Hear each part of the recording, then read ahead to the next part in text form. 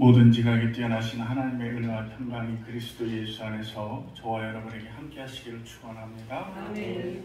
오늘 말씀의 제목은 불순종의 최후라는 제목으로 예레미야서 44장 4절로 6절 말씀 은혜 나누도록 하겠습니다.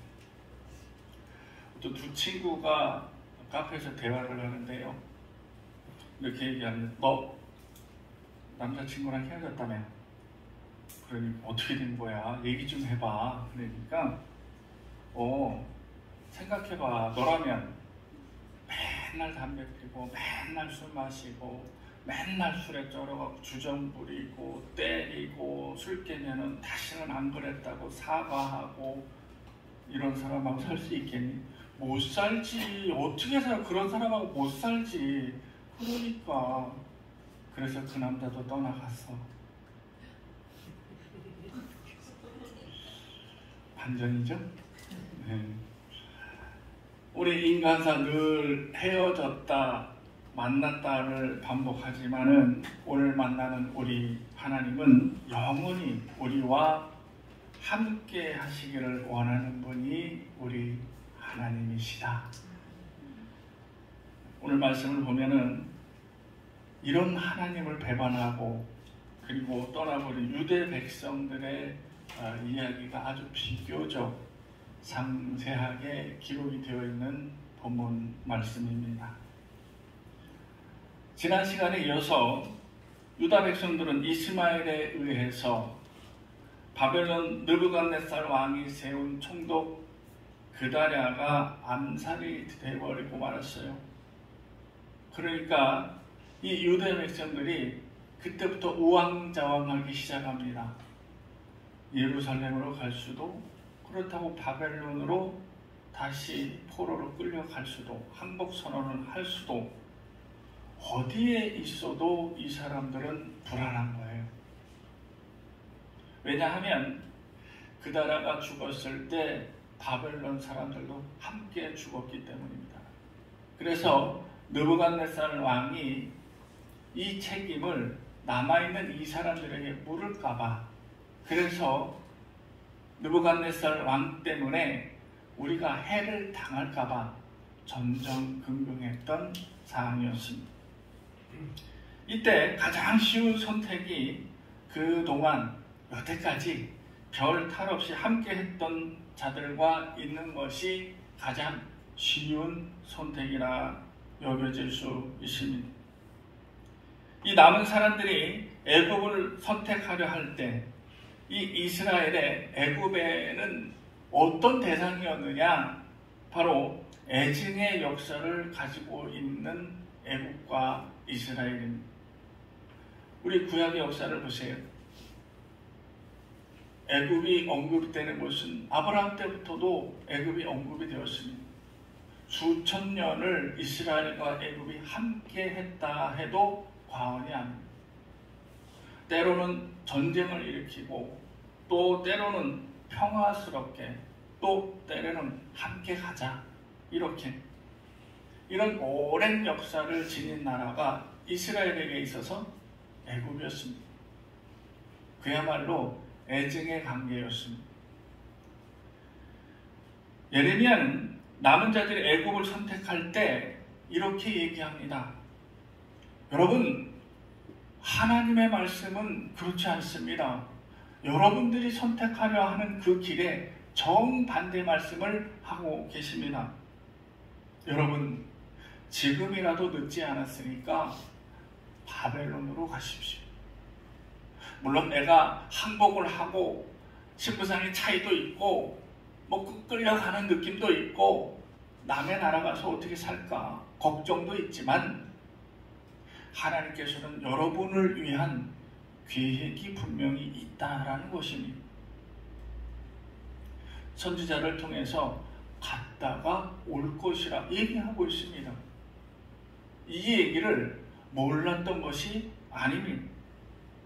그러함에도 불구하고 이 남은 사람들은 바로 가장 쉬운, 내가 선택하는 길 중에 가장 쉬운 거, 고민 없이, 그리고 지금까지 늘 해왔던 것처럼 유다 지도자들과 백성들은 이 예레미야 말씀에 뭐라고 얘기를 하냐면 당신 속은 거야. 바룩한테 속은 거야. 바룩이 그 공명심에 우리를 다 잡아다가 포로로 끌고 가서 바벨론에 갖다 바치면 바룩이 자기 위상이 높아지는데 거기에 설득당한 거라고. 오히려 예레미야가 잘못 판단했다고 비난을 하고 있습니다. 그러면서 이들이 결론을 낸 것은 자, 애굽으로 갑시다. 그들만 그냥 간 것이 아니라 예레미야도 그의 서기관 바룩도 함께 끌고 갔습니다. 애굽의 길에 예레미야와 바룩도 함께 간 것은 이것 또한 하나님의 뜻 아니었겠나 이렇게 생각이 듭니다. 하나님께서는 애굽에 도착을 해서라도 예레미야에게 하나님의 말씀을 선포하시게 하셨습니다. 이방 땅에서도 하나님의 말씀을 들려주시기를 원하셨고 이방 땅에서도 하나님이 보여주시기를 원하셨던 거예요. 그때까지도 하나님은 이 이스라엘 백성들 놓지 않으셨습니다. 예레미야 43장 9절 이하는 이스라엘 백성들에게 보여주시는 모습이 있습니다. 바로 애굽의 궁전이 바벨론의 왕에게 무너질 것을 예언하는 말씀이었습니다. 그러니까 애굽도 바벨론에 밟힐 그런 순간이 다가오고 있는데 여러분 정신 차리시오. 여러분들이 지금 애굽 땅에 내려온 것 이것 더 이상 안전한 피신처가 아님을 깨달으십시오. 하나님께서 이 남은 사람에게 여실히 보여주는 장면이었습니다. 하나님께서는 예레미야에게 이제 애굽에 있는 남은 백성들에게 마지막 말씀을 전하고 있습니다. 여러분, 마지막이라는 것은요 더 이상 없습니다. 여러분, 떨이 하면 그 다음에 뭐 있어요? 뭐 어떤 사람은 늘상 떨이가 없어지면 또 떨이가 나오고 또 떨이가 나오고 그런 장사수완도 있겠죠. 그죠?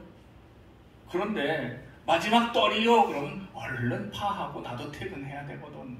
여러분, 마지막은 그 이상은 없다라는 얘기입니다. 성경에는 하나님께서 예레미야를 통해서 최후의 통첩을 날리고 있는 것입니다.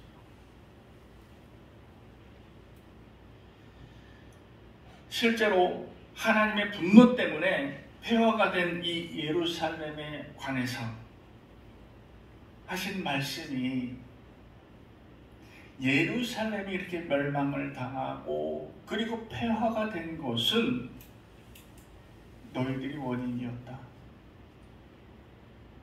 너희들 원인 중에 우상 숭배 때문인 것이다. 이 우상 숭배가 어느 지경에 어느 수준에 이르렀냐 하면 심지어는 너희 조상들도 모르고 현재 너희들도 모르는 이름 없는 신들에게까지 제사를 지냈다라는 사실입니다. 이것을 하나님께서 모른 척 하셨느냐? 바로 이 순간에 예레미야 입을 통해서 너희들이 지은 죄에 대해서 낱낱이 소상히 가르쳐 주시고 있는 것입니다. 너희들이 지금 이렇게 했다. 44장 4절에는 하나님께서 그럼에도 불구하고, 참 저는 이 그럼에도 불구하고라는 이 단어가, 이 말이 얼마나 성경에서 굉장히 많이 자주 기록은 되어 있지 않지만 그 의미를 내포하고 있는지. 그럼에도 불구하고 하나님께서는 우리들에게 그럼에도 불구하고 손을 내밀어 주셨고, 그럼에도 불구하고 우리의 기도를 들어주셨고, 그럼에도 불구하고 그 길을 열어주신 분이 바로 하나님이셨습니다. 그러면 그럼에도 불구하고 이 전 단계는 뭐예요? 우리의 모습이 그려져 있는 것입니다. 정말 이거는 용서가 아니 됨에도 불구하고 하나님께서는 손을 내미시고 길을 열어주시고 용서해 주시고 우리를 이끌어 주십니다. 오늘 본문에서도 마찬가지로 하나님께서는 그럼에도 불구하고 이렇게 말씀하십니다. 내가 느닷없이 어느 날 갑자기 너희들을 쳤느냐?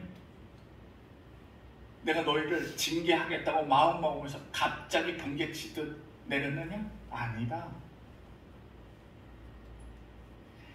그럼에도 불구하고 나는 너희들에게 내 종들을 끊임없이 보냈다. 최선을 다해서 보냈다. 열심히 보냈다라는 사실입니다. 그리고 이스라엘 사람들의 귀에 하나님의 말씀이 못이 박히도록 외치게 만들었다는 사실입니다. 여러분, 하나님께서 이렇게 말씀하십니다. 절대로 아닙니다. 여러분, 정신들 차리세요. 그럼에도 불구하고 하나님께서는 이렇게 보내주셨다는 사실입니다. 예레미야의 마지막 경고는 이렇습니다. 당신들이, 유다 백성들이 끝까지 우상을 고집한다면 단 한 사람도 남김없이 멸망을 당할 것이요. 이는 최후 통첩입니다. 그런데 이때 유다 백성들은 내가 우상에게 절하고 우상 숭배를 하는 정당성에 대해서 어필을 하고 있어요. 44장 7절 이하에 보면은 하나님께서 우상을 숭배하는 것이 얼마나 큰 죄악인지, 얼마나 큰 범죄인지 말씀하고 계시는데, 이는 그냥 숭배 차원이 아닙니다. 그냥 너희들이 숭배했기 때문에 라는 것이 아니에요.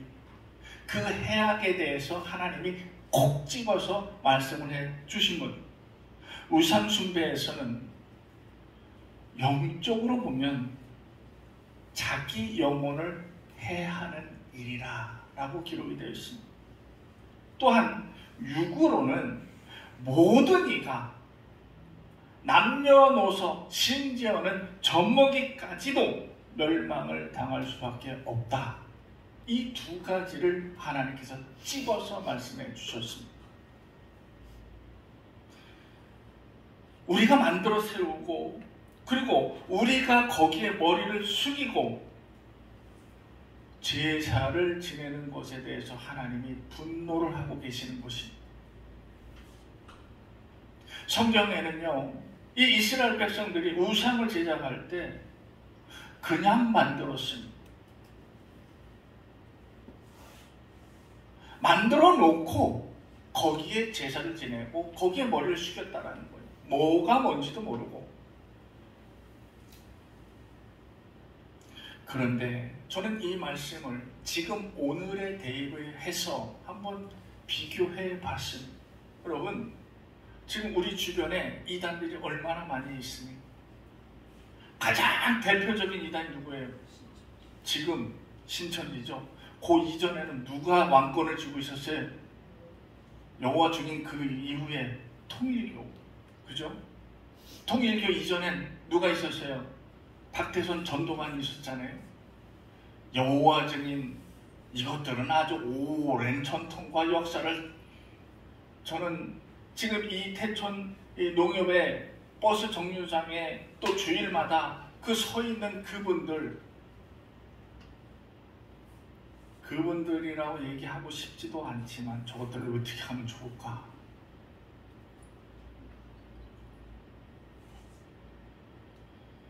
그런데요, 오늘 이단에 빠져버린 사람들의 이 모습을 보면은, 그러면 오늘 본문의 말씀하고 딱 들어맞습니다. 제가 여기 있는데 교회 문을 두드려요. 깜짝 놀라서 누구세요? 했더니 어떤 여자분들 둘이 들어왔어요. 목사님 뵙고 싶다고. 한눈에 봐도 누군지 아시겠죠? 네. 근데 이것들은 왜 지들 말에 의하면 안 믿는 불신자들을 대상으로 타겟 삼아서 해야 될 거 아니에요. 그런데 꼭 이 사람들의 타겟은 어때요? 믿는 사람만 쫓아다녀요. 심지어는 목사와 한판 붙겠다고 찾아와요. 명함을 주는데 신천지 뭐 장막 어쩌고 저쩌고 하남 지부장, 그 옆에 여자는 하남 부지부장. 대단한 것들이 왔죠. 그래서 궁금해서 물어봤어요. 그럼 혹시 이 광주 지부장도 있습니까? 없대요. 아직까지. 다행인 거잖아요. 다행이잖아요. 하나만 있는 거예요. 그런데 지금 세력 확장을 하기 위해서 지금 찾아가고 방문하고 있는, 교회도 찾아온 거예요.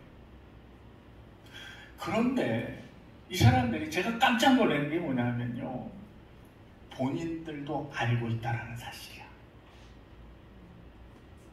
뭘 알고 있느냐?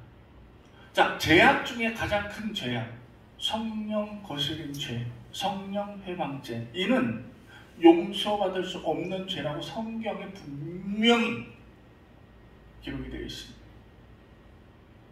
내가 사기를 치고 뭐 깡패짓을 하고 뭐를 해도 용서받을 수는 있습니다. 화해의 단계가 있어서 성경에 기록된 대로 용서를 받으면 돼. 나 혼자 믿었으니까 용서받기, 이거는 아닙니다.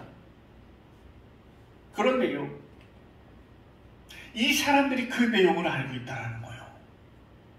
당신네들은 용서받을 수 없는 죄를 지금 범하고 있어요. 아, 성령 해방죄요? 누가복음 3장에 기록되어 있습니다. 성령을 거스리는 죄가 얼마나 큰 죄인지 영원히 용서받을 수 없는 죄라고 기록이 되어 있습니다. 근데 이를 알고 있으면서 당당하다 이래요. 저는 그 두 여자가 불쌍하지 않았습니다. 이미 그 사람들은 진실의 예수님, 정말 하나님, 참 하나님을 거부하는 세력들이고, 그들로 인해서 하나님을 제대로 믿고자 하는 사람들의 방해만 될 뿐, 그래서 전혀 불쌍하지 않았습니다. 네 맘대로 하고 네 뜻대로 살아. 패가 망신하는 건 네 책임이지. 이 사람들이 수법이 얼마나 지능적인 줄 아십니까? 사람을 혹하게 만듭니다.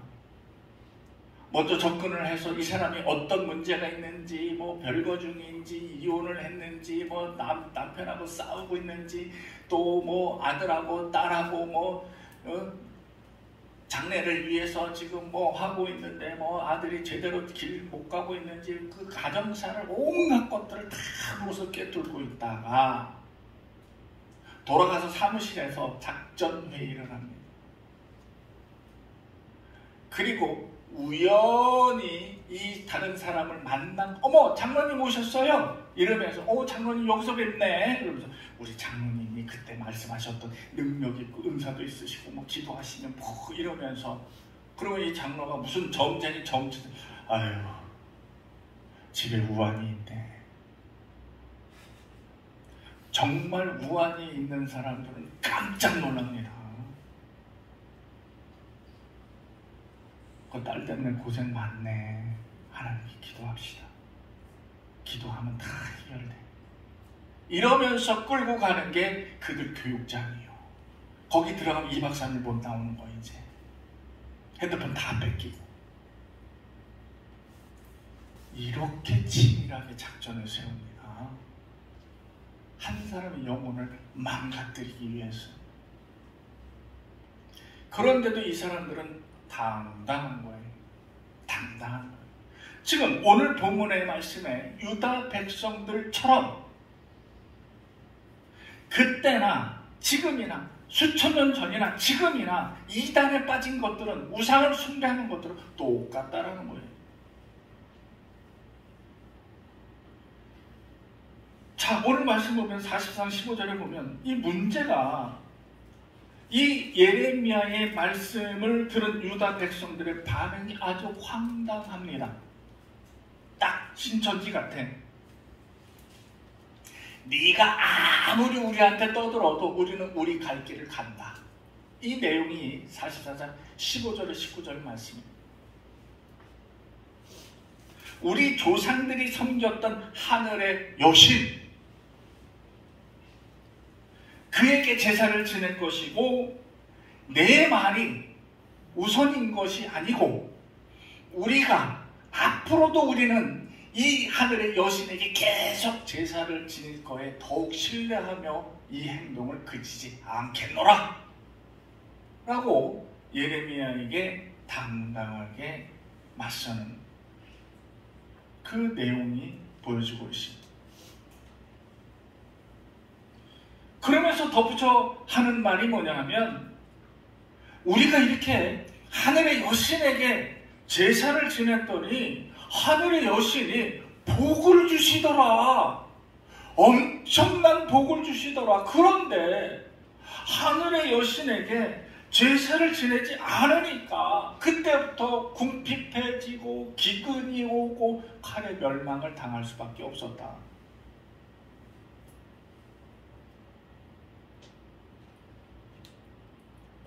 거기다가 이 얘기를 들은 예레미야의 예레기를 들은 이 남편을 두고 있는 여인네들은, 그러니까 유다 백성의 여인네들은 이렇게 얘기해요.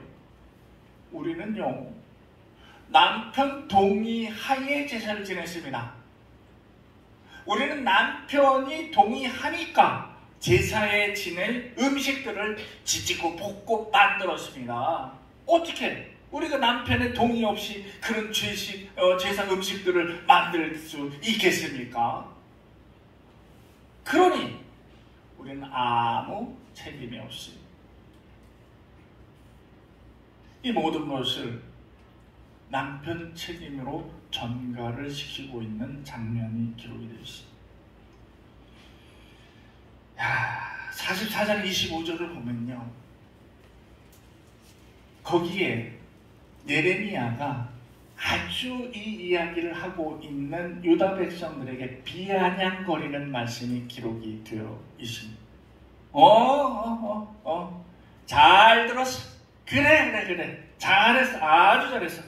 그럼 니들이 서원 기도를 했으면 지키는 게 도리지.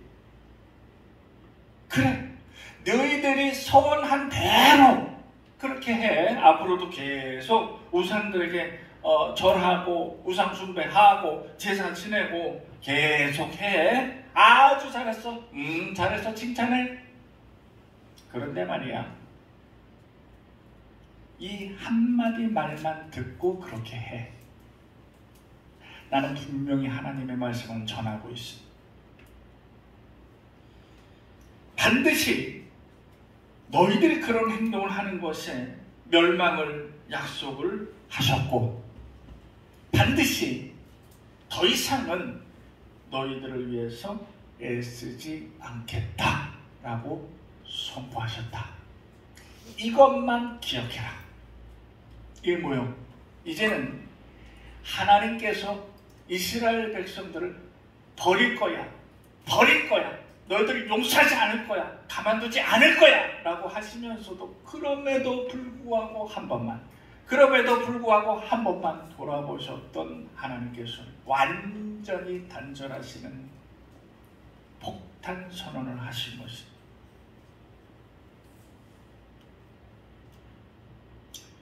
나중에라도 혹시 애굽에서 한두 사람이 탈출을 해서 돌아온 사람이 있다면 그 광경을 보고 그제서야 유다 사람들의 말이 옳았는지, 예레미야 말이 옳았는지, 하나님이 옳았는지, 이 우상들이 옳았는지 판가름이 날 것이다.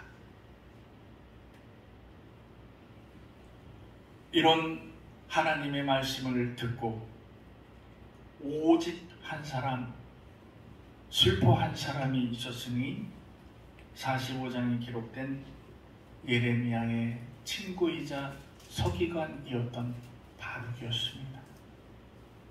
아주 짧게 기록이 되어 있는데요. 그는 예레미야와 평생을 함께하면서 예레미야가 하나님의 말씀을 듣고 그 말씀을 기록하게 만든 사람이었습니다. 바룩은 그 말씀을 기록하면서 여호야김에게 들려줬다가 목숨을 잃을 뻔도 했습니다. 여호야김이 그 얘기를 들으면서 불쏘시개로 하나하나 던져버렸죠. 두루마리를 기억하시죠? 이랬던 바룩, 얼마나 하나님의 말씀에 대해서 잘 알고 있겠습니까? 그는 하나님의 말씀을 기록하면서 아이고, 이 백성은 어떻게 하면 좋을까?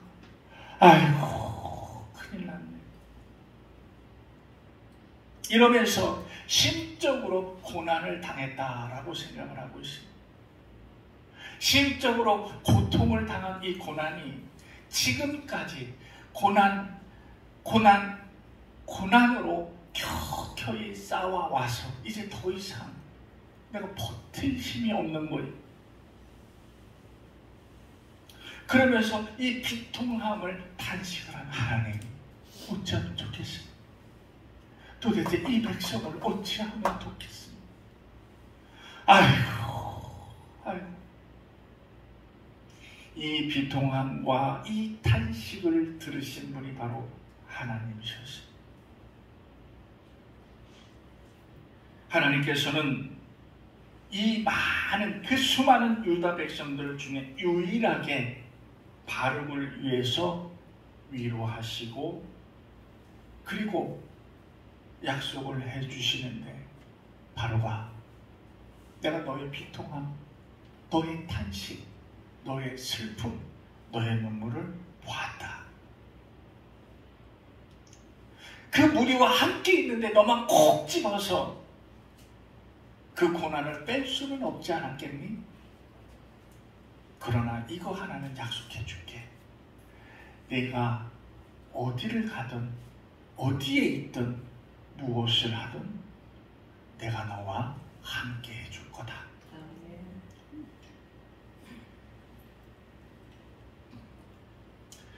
구약의 말씀을 읽으면서 이런 느낌이 들어요. 참, 이스라엘 백성도 대단하다. 그 고집들, 이야, 나 같으면 정말 이러지 않을 텐데 어찌 그래? 이스라엘 백성과 하나님의 싸움인가? 여길 정도로 그 고집들 대단하다. 고래심줄도 이런 고래심줄이 없다. 그런데 여러분, 이 고래심줄 같은 고집을 갖고 있는 사람들이 종종 있지요. 네. 주변에 있는데 가장 가까운 데 있지요. 같이 밥도 먹지요. 때로는 좀 왼수가 이런 생각도 들지요. 큰 소리로 대답하세요. 그렇죠? 네.